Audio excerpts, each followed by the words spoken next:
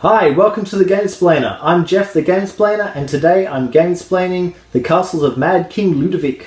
The Castles of Mad King Ludwig is an interesting tile-laying game in which each of you is a master architect, and everyone around the table has been given the job of building this castle for the Mad King. So there's going to be a lot of crazy stuff in there that probably you wouldn't normally put into a castle. The Mad King has some specific stuff that he wants. He might want a lot of round rooms in his castle, or he might want a lot of corridors. And it's your job to put as much of that stuff into your castle as possible. The winner of the game is the person with the highest score at the end, as with the majority of tile-laying games. Your placement of the tiles will change depending on what other rooms are placed next to it. So some rooms go really well next to other rooms, you get bonus points for them. Some rooms you'll lose points for being next to other rooms. It's billed as being a 2 to 4 player game. It works really well with it as a 2 player, but has a few adjustments to the rules, which is okay. It works fine as a 2 player, but I feel that it works best with more, so up to the 4 players works really nicely.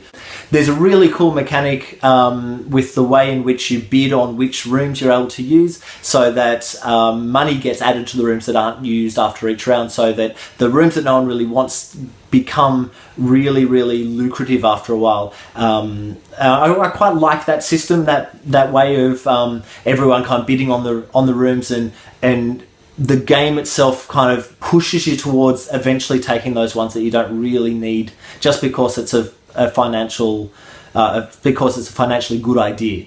This game is published by Bazier Games. Once again, it's another publishing company that every game that I own of theirs I've really enjoyed. That might just be because I'm buying games that look like I'll enjoy them and they happen to be the publisher, but I haven't come across a bad game of theirs. So it's a publishing company that's really worthwhile keeping your eye on.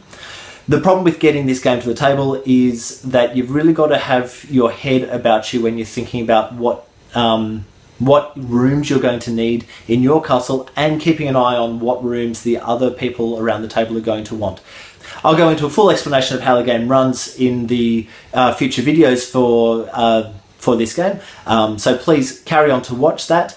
But realistically, the hardest thing about this game is being able to keep your eye on what everyone is doing and being able to judge which room each of the other people is going to want to put into their castles, so that you can make the most lucrative choices when it's your turn to place the tiles in the rooms for who needs to bid on them. I'll go into that. You'll understand that once I break down the game a little bit for you in the next video. I really enjoy this game. It's one of the first games that I got, and I think it's one of the games that's high up there on responsibility for getting me into this style of gaming.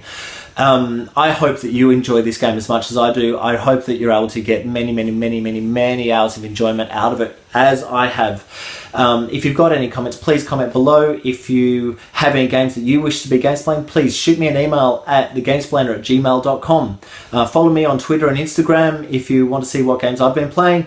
And until next time, enjoy gaming.